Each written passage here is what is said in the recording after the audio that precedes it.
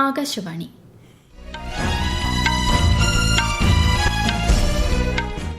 നമസ്കാരം. വാർത്തകൾ വായിക്കുന്നത് കൃഷ്ണ പ്രകൃതി.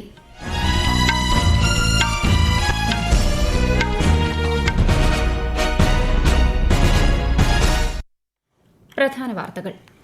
ഡൽഹി സ്ഫോടന കേസിൽ അന്വേഷണം ഊർജിതം. കശ്മീർ സ്വദേശി ആമിർ റഷീദ് അലിയെ ദേശീയ അന്വേഷണ ഏജൻസി അറസ്റ്റ് ചെയ്തു. ബീഹാറിൽ സർക്കാർ രൂപീകരണ ചർച്ചകൾ പുരോഗമിക്കുന്നു. ബിജെപി, ജെഡിയു നിയമസഭാ നേതാക്കളെ ഇന്ന് തിരഞ്ഞെടുക്കും. വടക്കൻ മേഖലാ കൌൺസിൽ യോഗം കേന്ദ്ര ആഭ്യന്തരമന്ത്രി അമിത്ഷായുടെ അധ്യക്ഷതയിൽ ഹരിയാനയിൽ ചേർന്നു. സൌദി അറേബ്യയിൽ ഉംറ തീർത്ഥാടകർ സഞ്ചരിച്ച ബസും ടാങ്കറും കൂട്ടിയിടിച്ച് നിരവധി ഇന്ത്യക്കാർ മരിച്ചതായി റിപ്പോർട്ട്. കേരളം തദ്ദേശ തെരഞ്ഞെടുപ്പ് ചൂടിലേക്ക്. നാമനിർദ്ദേശ പത്രികാ സമർപ്പണം ഈ മാസം 21 വരെ. ദക്ഷിണേന്ത്യൻ സംസ്ഥാനങ്ങളിൽ അതിശക്തമായ മഴയ്ക്ക് സാധ്യതയെന്ന് കേന്ദ്ര കാലാവസ്ഥാ വകുപ്പ്. കേരളത്തിൽ 6 ജില്ലകളിൽ മഞ്ഞ ജാഗ്രത. വാർത്തകൾ വിശദമായി.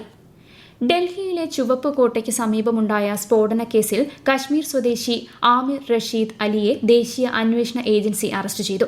ഡൽഹിയിൽ നിന്നാണ് ഇയാൾ പിടിയിലായത്. ഇയാളെ കോടതി 10 ദിവസത്തേക്ക് റിമാൻഡ് ചെയ്തു. ഡൽഹി സ്ഫോടനത്തിൽ 10 പേർ മരിക്കുകയും 25 പേർക്ക് പരിക്കേൽക്കുകയും ചെയ്തിരുന്നു.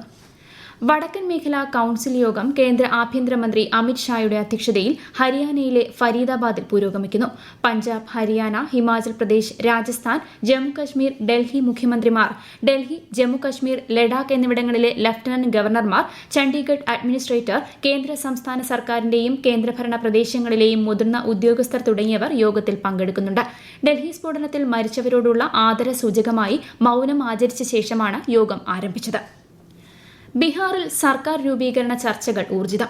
മുഖ്യമന്ത്രി നിതീഷ് കുമാർ ഗവർണർക്ക് രാജിക്കത്ത് കൈമാറി. ഈ മാസം 20-ന് പുതിയ സർക്കാരിന്റെ സത്യപ്രതിജ്ഞ നടക്കുമെന്നാണ് റിപ്പോർട്ടുകൾ. വിശദാംശങ്ങളിലേക്ക്. ബീഹാറിലെ സർക്കാർ രൂപീകരണം സംബന്ധിച്ച് പട്നയിലും ന്യൂഡൽഹിയിലും എൻഡിഎയുടെ ചർച്ചകൾ പുരോഗമിക്കുകയാണ്. ജെഡിയു നിയമസഭാ പാർട്ടി നേതാവിനെ തിരഞ്ഞെടുക്കാൻ ഇന്ന് പട്നയിൽ യോഗം ചേരും. ജെഡിയുവിന്റെ പുതുതായി തിരഞ്ഞെടുക്കപ്പെട്ട 85 എംഎൽഎമാർ നിതീഷ് കുമാറിനെ പാർട്ടിയുടെ നിയമസഭാ നേതാവായി ഐകകണ്ഠേന തിരഞ്ഞെടുക്കും. നിലവിലെ മന്ത്രിസഭയുടെ അവസാന യോഗം ഇന്ന് മുഖ്യമന്ത്രി നിതീഷ് കുമാറിന്റെ അധ്യക്ഷതയിൽ ചേരും. പുതിയ സർക്കാരിന്റെ സത്യപ്രതിജ്ഞാ ചടങ്ങിനുള്ള ഒരുക്കങ്ങളും ആരംഭിച്ചിട്ടുണ്ട്. ഈ മാസം 20-ന് സത്യപ്രതിജ്ഞാ ചടങ്ങ് നടക്കുമെന്നാണ് കരുതുന്നത്. News desk Akashvani. ബീഹാർ നിയമസഭയിലേക്ക് പുതുതായി തിരഞ്ഞെടുക്കപ്പെട്ട 243 അംഗങ്ങളുടെ പട്ടിക മുഖ്യ തിരഞ്ഞെടുപ്പ് ഓഫീസർ വിനോദ് സിംഗ് ഗുഞ്ചിയാൽ ഗവർണർ ആരിഫ് മുഹമ്മദ് ഖാന് കൈമാറി. നിയമസഭാ തിരഞ്ഞെടുപ്പ് ഫലം പ്രഖ്യാപിച്ച് 2 ദിവസത്തിന് ശേഷം പട്നയിലെ രാജ്ഭവനിലെത്തിയാണ് പട്ടിക കൈമാറിയത്. എൻഡിഎയിലെ 202 പേരും മഹാസഖ്യത്തിലെ 34 പേരും പട്ടികയിൽ ഉൾപ്പെടുന്നു. സൌദി അറേബ്യയിൽ ഉംറ തീർത്ഥാടകർ സഞ്ചരിച്ച ബസും ടാങ്കറും കൂട്ടിയിടിച്ച് നിരവധി ഇന്ത്യക്കാർ മരിച്ചതായി റിപ്പോർട്ട്. മെക്കയിൽ നിന്ന് മദീനയിലേക്ക് പോവുകയായിരുന്ന യാത്രാ ബസ് ഇന്ന് പുലർച്ചെ ഡീസൽ ടാങ്കറുമായി കൂട്ടിയിടിച്ചായിരുന്നു അപകടം. വിദേശകാര്യമന്ത്രി എസ് ജയശങ്കർ അപകടത്തിൽ അഗാധ ദുഃഖം രേഖപ്പെടുത്തി. റിയാദിലെ എംബസിയും ജിദ്ദയിലെ കോൺസുലേറ്റും അപകടത്തിൽപ്പെട്ട ഇന്ത്യക്കാർക്ക് എല്ലാ സഹായവും നൽകുന്നുണ്ടെന്ന് ശ്രീ ജയശങ്കർ സമൂഹമാധ്യമത്തിൽ അറിയിച്ചു. ജിദ്ദയിലെ ഇന്ത്യൻ കോൺസുലേറ്റിൽ കൺട്രോൾ റൂം പ്രവർത്തനം ആരംഭിച്ചു. 8002440003 0122614093 0126614276 തുടങ്ങിയ ഹെൽപ്പ് ലൈൻ നമ്പറുകളിൽ ബന്ധപ്പെടാവുന്നതാണ്. സൌദി ബസ് അപകടത്തിൽപ്പെട്ടവരിൽ പലരും ഹൈദരാബാദിൽ നിന്നുള്ളവരാണെന്ന് പ്രാഥമിക റിപ്പോർട്ടുകൾ സൂചിപ്പിക്കുന്നതായി തെലങ്കാന മുഖ്യമന്ത്രി രേവന്ത് റെഡ്ഡി. ബസ് അപകടത്തിൽ മരിച്ചവരുടെ വിവരങ്ങൾ കണ്ടെത്താൻ ചീഫ് സെക്രട്ടറിയെയും ഡിജിപിയെയും ചുമതലപ്പെടുത്തിയതായും അദ്ദേഹം അറിയിച്ചു. ഇന്ത്യൻ പൊതുമേഖലാ എണ്ണ കമ്പനികൾ അമേരിക്കയിൽ നിന്ന് ദ്രവീകൃത പെട്രോളിയം, LPG തുടങ്ങിയവ ഇറക്കുമതി ചെയ്യുന്നതിനുള്ള കരാറിൽ ഒപ്പുവച്ചതായി കേന്ദ്രമന്ത്രി ഹർദീപ് സിംഗ് പുരി. കരാർ പ്രകാരം പ്രതിവർഷം ഏകദേശം 2.2 മില്യൺ ടൺ LPG ഇറക്കുമതി ചെയ്യും. 1 വർഷമാണ് കരാറിന്റെ കാലാവധിയെന്ന് അദ്ദേഹം സമൂഹമാധ്യമത്തിൽ അറിയിച്ചു. എണ്ണ കമ്പനികളിൽ നിന്നുള്ള ഉദ്യോഗസ്ഥ സംഘം അമേരിക്കൻ ഉൽപ്പാദകരുമായി നടത്തിയ ചർച്ചകളുടെ ഫലമായാണ് കരാറെന്നും ശ്രീ ഹർദീപ് സിംഗ് പുരി അറിയിച്ചു. ബംഗ്ലാദേശ് മുൻ പ്രധാനമന്ത്രി ഷെയ്ഖ് ഹസീനയ്ക്കെതിരെയുള്ള കേസിൽ അന്താരാഷ്ട്ര കുറ്റകൃത്യ ട്രൈബ്യൂണൽ ഇന്ന് വിധി പറയും. 3 അംഗ ജഡ്ജിമാരുടെ പാനൽ വിധി പ്രഖ്യാപന തീയതി സ്ഥിരീകരിച്ച സാഹചര്യത്തിൽ ധാക്കയിലുടനീളം സുരക്ഷ വർദ്ധിപ്പിച്ചിട്ടുണ്ട്. ഇന്ന് ദേശീയ അപസ്മാര ദിനം. അപസ്മാരം വ്യക്തികളെയും കുടുംബങ്ങളെയും സമൂഹത്തെയും എങ്ങനെ ബാധിക്കുന്നു എന്നതിനെക്കുറിച്ച് അവബോധം വളർത്തുകയാണ് ദിനാചരണത്തിന്റെ ലക്ഷ്യം. മസ്തിഷ്കത്തിന്റെ ക്രമരഹിതമായ പ്രവർത്തനങ്ങളുടെ ഫലമായി ഉണ്ടാകുന്ന നാഡീവ്യൂഹ സംബന്ധമായ അവസ്ഥയാണ് അപസ്മാരം. എപ്പിലെപ്സി ഫൗണ്ടേഷൻ ഓഫ് ഇന്ത്യയാണ് ആദ്യമായി ദേശീയ അപസ്മാര ദിനം ആചരിച്ചു തുടങ്ങിയത്. സ്വാതന്ത്ര്യ സമര സേനാനി ലാല ലജ്പത് റായിയുടെ രക്തസാക്ഷിത്വ ദിനത്തിൽ കേന്ദ്ര ആഭ്യന്തരമന്ത്രി അമിത്ഷാ ശ്രദ്ധാഞ്ജലി അർപ്പിച്ചു. ഇന്ത്യൻ സ്വാതന്ത്ര്യ സമര പോരാട്ടങ്ങളിലെ ലജ്പത് റായിയുടെ ആശയങ്ങളെക്കുറിച്ച് പരാമർശിച്ച കേന്ദ്രമന്ത്രി യുവാക്കൾ, കർഷകർ, സാധാരണക്കാർ എന്നിവർക്ക് ഇത് പ്രചോദനമായതായും പറഞ്ഞു. അക്കൌണ്ട്സ് ആൻഡ് എൻടൈറ്റിൽമെന്റ് ഓഫീസുകളിലെ മികവിന് CAG നൽകുന്ന ഓഫീസ് ഓഫ് ദി ഇയർ പുരസ്കാരം കേരള ഏജീസ് ഓഫീസിന് ലഭിച്ചു. ന്യൂഡൽഹിയിൽ നടന്ന ഓഡിറ്റ് ദിവസ് ആഘോഷ പരിപാടിയിൽ പുരസ്കാരം കൈമാറി. സംസ്ഥാന സർക്കാരിന്റെ അക്കൌണ്ടുകളും എൻടൈറ്റിൽമെന്റ് പ്രവർത്തനങ്ങളും കൈകാര്യം ചെയ്യുന്നതുൾപ്പെടെ ഏജീസ് ഓഫീസ് സുപ്രധാന പങ്കാണ് വഹിക്കുന്നത്.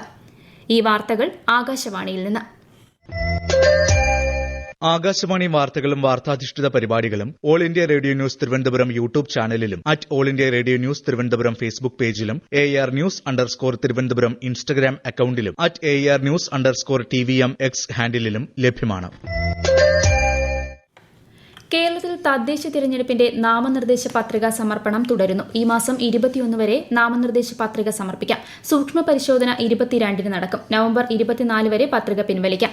1199 തദ്ദേശ സ്ഥാപനങ്ങളിലെ 23,576 വാർഡുകളിലേക്ക് അടുത്ത മാസം 9-നും 11-നും 2 ഘട്ടങ്ങളിലായാണ് വോട്ടെടുപ്പ്. വോട്ടെണ്ണൽ 13-ന് നടക്കും. കണ്ണൂർ പയ്യന്നൂർ നിയമസഭാ മണ്ഡലത്തിലെ ബൂത്ത് ലെവൽ ഓഫീസർ അനീഷ് ജോർജിന്റെ നിര്യാണത്തിൽ മുഖ്യ തെരഞ്ഞെടുപ്പ് ഓഫീസർ രത്തൻ യു കേൽക്കർ ദുഃഖം രേഖപ്പെടുത്തി. തിരഞ്ഞെടുപ്പുമായി ബന്ധപ്പെട്ട് ഏറ്റവും അടിത്തട്ടിൽ പ്രവർത്തിക്കുന്നവരാണ് ബൂത്ത് ലെവൽ ഉദ്യോഗസ്ഥരെന്നും മൊത്തം തിരഞ്ഞെടുപ്പ് സംവിധാനവും ഏകീകരണത്തോടെ പ്രവർത്തിക്കുന്ന ഈ ഘട്ടത്തിൽ ഒരു ഉദ്യോഗസ്ഥനും പ്രയാസം നേരിടേണ്ടി വരുന്നില്ല എന്ന് ഉറപ്പുവരുത്തുമെന്നും അദ്ദേഹം വ്യക്തമാക്കി. ഇന്ന് ലോക ഗർഭാശയഗള ക്യാൻസർ നിർമ്മാർജ്ജന ദിനം. ഗർഭാശയഗള ക്യാൻസർ നേരത്തെ കണ്ടെത്തി ചികിത്സിക്കുന്നതിന്റെ പ്രാധാന്യം ജനങ്ങളിലേക്ക് എത്തിക്കുകയാണ് ദിനാചരണത്തിന്റെ ലക്ഷ്യം. ഗർഭാശയഗള ക്യാൻസർ തടയുന്നതിന് കേരളത്തിൽ ഹയർ സെക്കൻഡറി വിദ്യാർത്ഥിനികൾക്കായി വാക്സിനേഷൻ ആരംഭിച്ചിട്ടുണ്ട്. ആദ്യഘട്ടത്തിൽ കണ്ണൂർ ജില്ലയിൽ നടപ്പാക്കിയ പദ്ധതിയെക്കുറിച്ച് ആകാശവാണി ജില്ലാ പ്രതിനിധി KO ശശിധരൻ തയ്യാറാക്കിയ റിപ്പോർട്ട്. അണുബാധയുണ്ടാകുന്നതിന് മുൻപ് തന്നെ കുട്ടികളെ സുരക്ഷിതരാക്കുക എന്നതാണ് ഈ വാക്സിനേഷനിലൂടെ ലക്ഷ്യമിടുന്നത്. അണുബാധ മൂലമുള്ള കോശമാറ്റങ്ങൾ വർഷങ്ങൾക്ക് ശേഷം ക്യാൻസറായി മാറിയേക്കും എന്നുള്ളതുകൊണ്ടാണ് വിദ്യാർത്ഥിനികളിൽ വാക്സിനേഷൻ നടപ്പാക്കുന്നത് എന്ന് മലബാർ ക്യാൻസർ സെന്ററിലെ ഡോക്ടർ നീതു ആകാശവാണിയോട് പറഞ്ഞു. സ്കൂൾ കുട്ടികൾക്കും അധ്യാപകർക്കും രക്ഷിതാക്കൾക്കും ഇതിന്റെ ഭാഗമായി ബോധവൽക്കരണവും നടത്തുന്നുണ്ട്. വൃശ്ചിക പുലരിയിൽ ശബരിമലയിൽ വൻ ഭക്തജനത്തിരക്ക്. വൃശ്ചികം 1 ഇന്ന് 70,000 പേർ വെർച്വൽ ക്യൂ വഴി ദർശനത്തിന് ബുക്ക് ചെയ്തിട്ടുണ്ട്. പുതിയ മേൽശാന്തി ED പ്രസാദ് നമ്പൂതിരിയുടെ നേതൃത്വത്തിൽ നട തുറന്നതോടെ മണ്ഡല മകരവിളക്ക് തീർത്ഥാടനത്തിന് തുടക്കമായി. അമീബിക് മസ്തിഷ്ക ജ്വരത്തിന്റെ പശ്ചാത്തലത്തിൽ പമ്പയിൽ മുങ്ങുമ്പോൾ മൂക്കിൽ വെള്ളം കയറാതിരിക്കാൻ ഭക്തർ ശ്രദ്ധ പുലർത്തണമെന്ന് ആരോഗ്യവകുപ്പ് നിർദ്ദേശം നൽകിയിട്ടുണ്ട്. കേരളത്തിൽ ഒറ്റപ്പെട്ട ശക്തമായ മഴയ്ക്ക് സാധ്യതയെന്ന് കേന്ദ്ര കാലാവസ്ഥാ വകുപ്പ്. തിരുവനന്തപുരം, കൊല്ലം, പത്തനംതിട്ട, ആലപ്പുഴ, കോട്ടയം, ഇടുക്കി ജില്ലകളിൽ ഇന്ന് മഞ്ഞ ജാഗ്രതാ നിർദ്ദേശം നൽകിയിട്ടുണ്ട്. ദക്ഷിണേന്ത്യൻ സംസ്ഥാനങ്ങളിൽ ചില സ്ഥലങ്ങളിൽ ഇന്നു മുതൽ അതിശക്തമായ മഴയ്ക്ക് സാധ്യതയെന്ന് കേന്ദ്ര കാലാവസ്ഥാ വകുപ്പ്. ആൻഡമാൻ നിക്കോബാർ ദ്വീപുകളിൽ അടുത്ത 2-3 ദിവസത്തേക്ക് ഇടിമിന്നലോട് കൂടിയ മഴയ്ക്കും ശക്തമായ കാറ്റിനും സാധ്യതയുണ്ട്.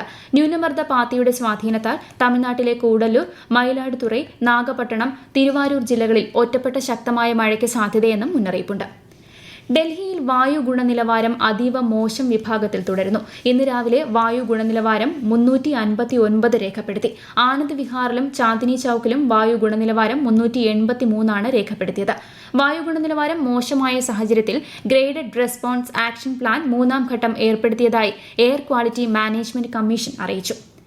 രാജ്യത്തെ ഓഹരി വിപണികളിൽ നേട്ടം. സെൻസെക്സ് 164 പോയിന്റ് നേട്ടത്തിൽ 84,722-ലും നിഫ്റ്റി 34 പോയിന്റ് നേട്ടത്തിൽ 25,944-ലും വ്യാപാരം പുരോഗമിക്കുന്നു.